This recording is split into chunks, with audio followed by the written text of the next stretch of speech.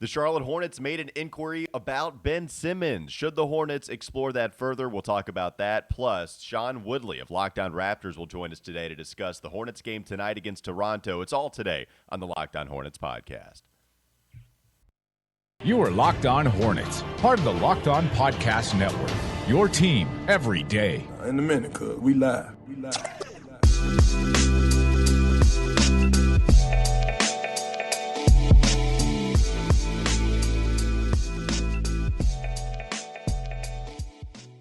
It's Locked On Hornets. We're part of the Locked On Podcast Network. It's your team every day, local experts on the #1 daily sports podcast network. This episode's brought to you by Prize Picks. Prize Picks is daily fantasy made easy. Prize Picks has the best NBA DFS prop game on the market. Check them out at prizepicks.com. You can check us out on Twitter, Walker Mail, Doug Branson, LOH, Locked On Hornets. Those are the handles on Twitter. You can also search Locked On Hornets on YouTube, where we have about 850 subscribers, 150 more.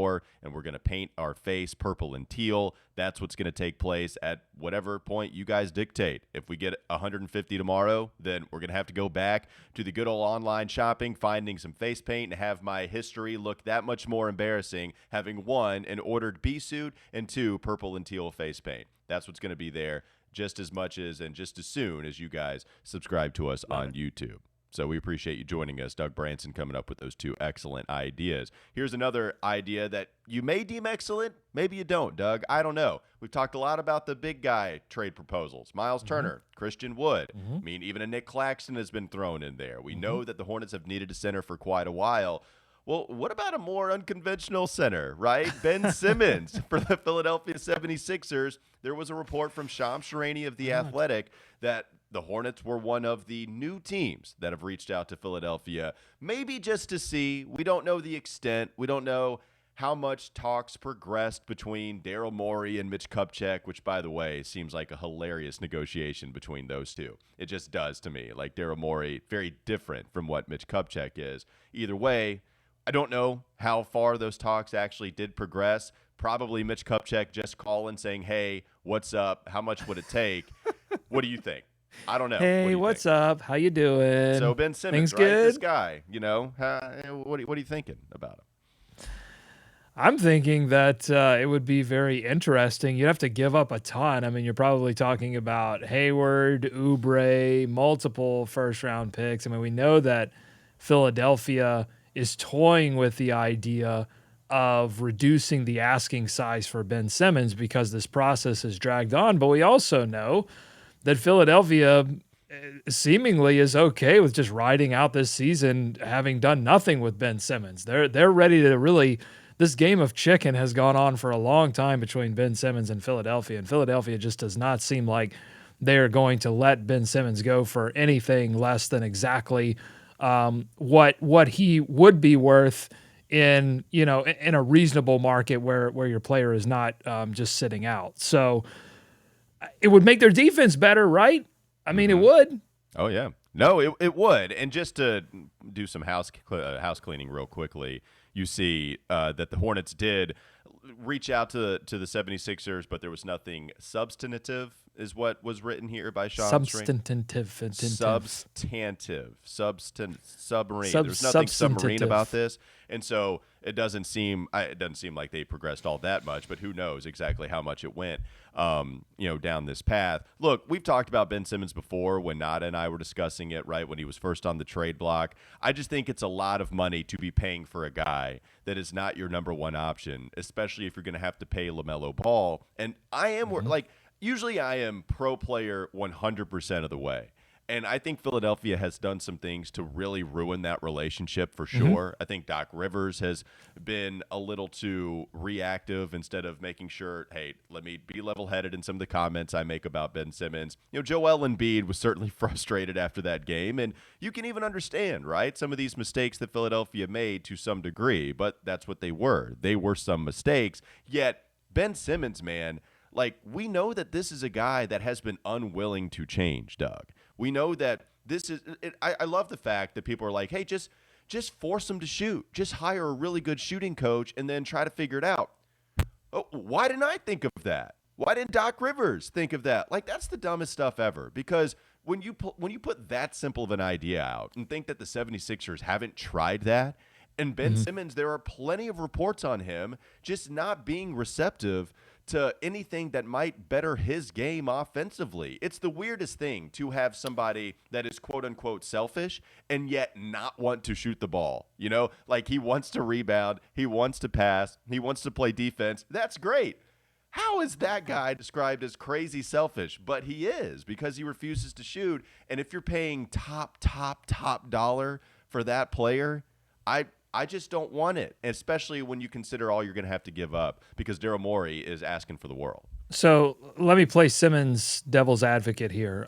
If you did in a dream scenario where you didn't give up all of your shooting, you didn't have to give up Hayward and Rozier and Oubre and just like clean out your outside shooting, then bringing Ben Simmons into this roster would actually probably be pretty effective, because you do have a lot of shooting on this roster already. Also, I think that this situation would be very different for Simmons. Different kind of coach. Borrego is not a Doc Rivers kind of coach in terms of how he speaks about players in the media, and he seems to get along with players decently, even players, young players, veteran players. He seems to have garnered the respect of everyone in the locker room. You never hear any players really speaking out too vociferously about the game plan or the situation that they're put in by the coach. So I think this would be a good change of scenery for Ben Simmons. And he would be somebody that would be interesting to pair alongside LaMelo Ball because of his defensive abilities, some things that he would cancel out, some weaknesses from LaMelo Ball that he would cancel out, and some exciting plays in transition that I can imagine between LaMelo Ball and Ben Simmons. So, look, I mean, I don't care about the money. Honestly, I don't. I'm not a money guy. I'm like, bring some stars to Charlotte. If you can bring some star players to Charlotte, I don't care if they're 1, 2, 3. As long as they're star players and they can get the Hornets to be competitive in the playoffs, that I don't really care about the money. It's not my money. It's the team's money. So. Oh no, I don't. I mean, but it's how the team is affected though by salary cap. I mean, if it didn't count against the cap, then I wouldn't care either. But when you talk about limiting other things that it can go to as far as the resources to help you get there, Ben Simmons getting $38 million by the end of his contract, that's going to affect you when you try to get those other stars, and even paying the ones that currently. Yeah, but he could be one of like the if whether he's 1 or 2. I mean, he's going to be one of the better players on your team. Like, but it's not like he's going to be the 4th best player on the team. What the problem is though is that like we're talking about Doc Rivers, who is one of the more noted players coaches of all time, and we have seen some guys not exactly be the most happy with James Borrego. They're just not crazy loud about it, which kind of speaks to the players. We know Cody Zeller was somebody that was pretty open with his, unhappiness with the role. I want somebody that appreciates me. Yeah, it's Cody Zeller compared to Ben Simmons, but I mean, Cody Zeller's feeling that way. Do something in the box score. You want to be appreciated. You want to be appreciated. Do something. I'm pretty sure Ben Simmons can put up some box score stats. Yeah. Give me like what you're doing. You're going to pay that much money for a guy that also doesn't put up a whole lot of points in the box score. You want the assist. You want, some really good defense like that shows up in the advanced box score. You're going to need some blocks and steals to show up. It's just too much, especially when you're talking about getting rid of, good God, 2 first-round picks, Miles Bridges, and PJ. Like, we know Daryl Morey, at least reportedly, this can get a little dicey, but has reportedly turned down some pretty big offers that would be even better than what the Hornets would realistically offer to Philadelphia. And at that point, it's like, no, man. Like, no, I'm good. I don't know how much better. Yeah, there's no doubt about that. The cost has to come down significantly, and I think that's why the Hornets name comes up here. It is like, hey, backup plan. We're sitting here, and we, maybe we could talk if things fall apart with some other situations. I don't expect the Hornets to throw a blockbuster offer to Philadelphia for Ben Simmons. I hope they don't do that. Certainly, anything is on the table at this point, because I think the Hornets clearly, if they want to be competitive in the playoffs, need to make some kind of move. We'll just see if this is one of the moves they opt to make. Yeah, Ben Simmons now just the latest name added to a possible trade candidate. It's going to get interesting as we get closer to this deadline. Teams are going to get desperate. Maybe the Hornets, one of those teams that gets desperate. Very, very close to doing so. Let's talk about LaMelo Ball himself, the actual star on the Charlotte Hornets team currently. And the offense lately, maybe LaMelo's struggles shooting from the field. We'll get to all that in just a moment. Sean Woodley also going to be joining us in the third segment. But first, I want to talk to our listeners, and for our listeners who served in or worked for the United States Marine Corps or have family or friends who might have, I wanted to notify you of an available resource. From 1953 to 1987, personnel assigned to Marine Corps Base Camp Lejeune were potentially exposed to contaminated drinking water. The Marine Corps has since partnered with health agencies to conduct scientific studies to assess impacts from these potential exposures, and they are working to keep those Marines, their families, and civilian employees informed with updates and resources available to them. If you or someone you know may have been at Camp Lejeune during those years, please consider registering with the Camp Lejeune Historic Drinking Water Notification Database. You can learn more and register at www.marines.mil/CLwater.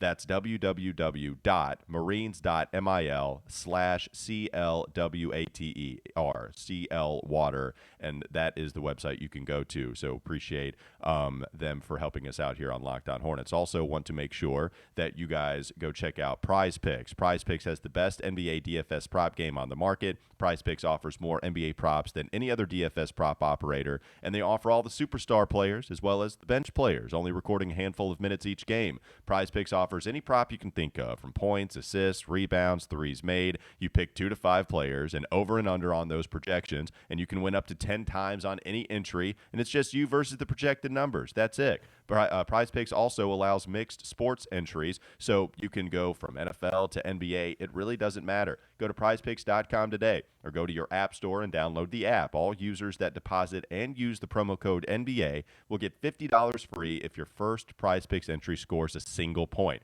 That's right. All users that deposit and use promo code NBA will get $50 free if your first Prize Picks entry scores just one single point. Prize Picks is daily fantasy made easy. Let's talk LaMelo Ball coming up next on the Locked On Hornets podcast. This is Locked On Hornets.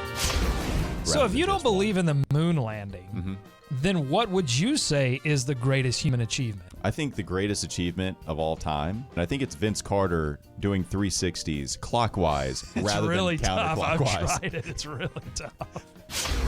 It's time for more of the Locked On Hornets podcast.